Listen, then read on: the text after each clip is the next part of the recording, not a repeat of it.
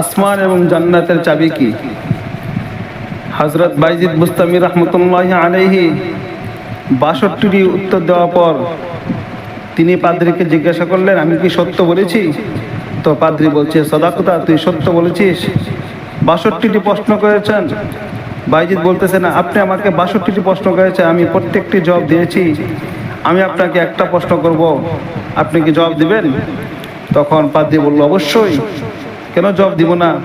তখন বাইজিদ বুস্তামি রহমতুল্লাহ আলাইহি বললেন, আকাশ এবং জান্নাতের চাবি কি?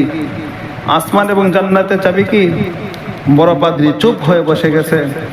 ৫ লক্ষ খ্রিস্টান পাদ্রী, ওনারা বলতেছে, উনি ৬২টা জবাব দিয়েছে, আপনি একটা প্রশ্নের জবাব দিবেন না, তো দিবেন না কেন? বলছে, আমি জবাব দিব। আমি জবাব দিলে তোমরা আমাকে মানবে না? মানবে এটা আগে বলো। বলছে, অবশ্যই, আপনি আমাদের বড়, আপনি আমাদের পোপ, যা বলবেন আজকে তাই মানবো। বলে, জান্নাত, আকাশ এবং জান্নাতের চাবি হলো লা ইলাহা ইল্লাল্লাহু মুহাম্মাদুর রাসূলুল্লাহ। ৫ লক্ষ খ্রিস্টান পাদ্রী একেবারে মুসলমান হয়ে গিয়েছে।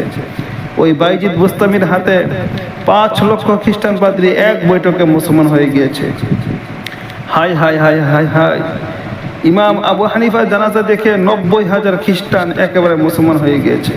৯০,০০০ খ্রিস্টান জানাজা দেখা, মুর্দা দেখা, জিন্দা অবস্থায় কতগুলো হয়েছে আল্লাহ ভালো জানেন। ইমাম তাইমিয়া জানাজা দেখে ৫০,০০০ খ্রিস্টান মুসলমান হয়ে গিয়েছেন। আহমদ ইবনে হাম্বলের জানাজা দেখে ৬০,০০০ খ্রিস্টান মুসলমান হয়ে গিয়েছেন। শুধু শুধু ইমাম আহমদ ইবনে হাম্বল বলেন নাই, আমাদের জানাজা আমাদের সততার প্রমাণ, আমাদের সততার প্রমাণ, আমাদের জানাজা, আমরা যে সত্য এটার প্রমাণ হলো আমাদের জানাজা। ৬০,০০০ খ্রিস্টান মুসলমান হয়ে গিয়েছে মুর্দা দেখে। জিন্দা অবস্থায় কতগুলো হয়েছে আল্লাহ ভালো জানে।